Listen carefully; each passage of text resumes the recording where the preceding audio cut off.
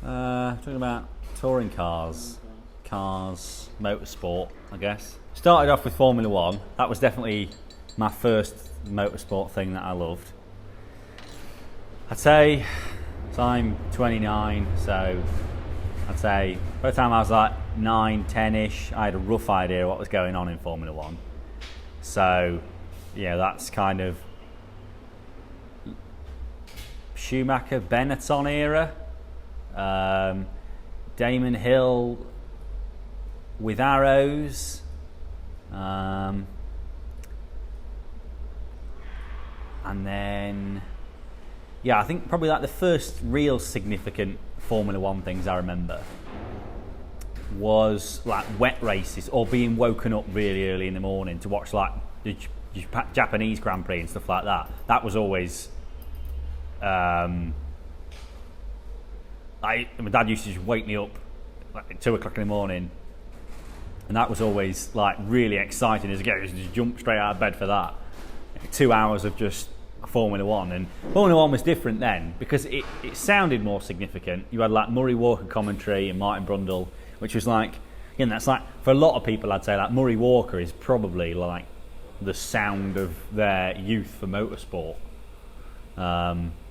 So that's probably where like motorsport on TV started off. But I'd never been to Formula One or anything. It was still quite expensive to go. I think it's even more expensive now, but I don't think we really had the money for that. So we just used to watch it on TV because again, it was like free to watch on TV then. But things like touring cars weren't on TV. There was no touring cars on TV or anything like that. And then you used to have like touring car highlights. I can't remember when they were on though, but we did used to watch them. And the rally highlights. There's always like highlights of the World Rally Championship. So again, that was like late 90s, early noughties. So yeah, Colin McRae, Peter Solberg, Tommy Mäkinen, Marcus Gronholm, all those kind of legendary rally names. Carlos Sainz, and then Richard Burns. Yeah, they were kind of, it was like rally like highlights. But the cool thing about the rally highlights was they just used to, they had like bits of commentary. It's like, not commentary, but they used to update you with who was like leading in which stages. And then there was no actual commentary during the rallying. It was just, you would just watch, you know, one car after another go through the same set of corners. Because obviously like rally stages are done like that, you know, one car sets off and then the next car sets off. And there was always like lots of drama in rallying. But then the first motorsport event I really went to was touring cars. I'm pretty sure it was 2004. And I know it was 2004 because it was the last year of the Astra Coupe. And it was the year that Jason Plato nearly won in the egg-sponsored car, the blue egg-sponsored car, which was, he nearly won the championship in that car, nearly took it off Ivan Muller. I'm pretty sure that's how it goes.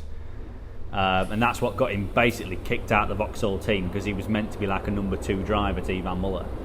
And then we went every year for like 5 years. So that was like the full 5 years of like Vauxhall Astra dominance. Because my dad worked for Vauxhall dealership, so he's always kind of Vauxhall fans. Dad had Vauxhalls, so he used to follow Vauxhalls. Jason Plato, James Thompson, Ivan Muller, and then of course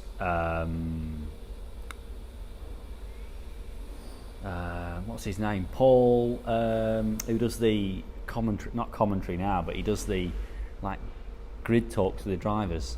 Paul O'Neill, that's it. Yeah, Paul O'Neill. He was another one that used to drive the Astra Coupes as well, and then the Astra Hatch.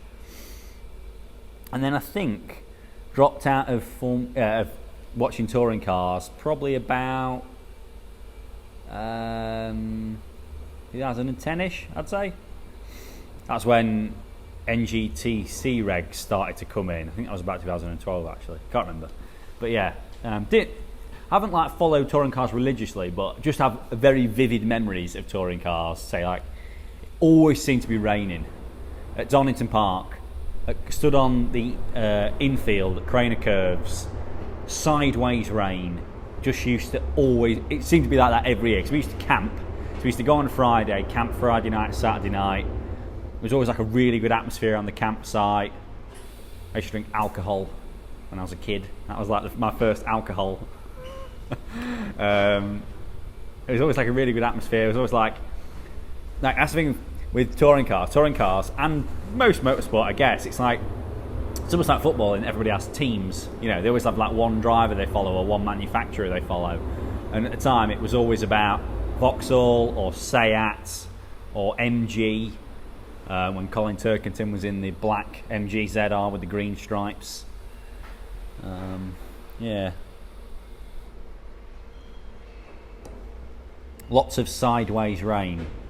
So, like that's my peak motorsport memory, and that's something I always come back to. It's like really vivid.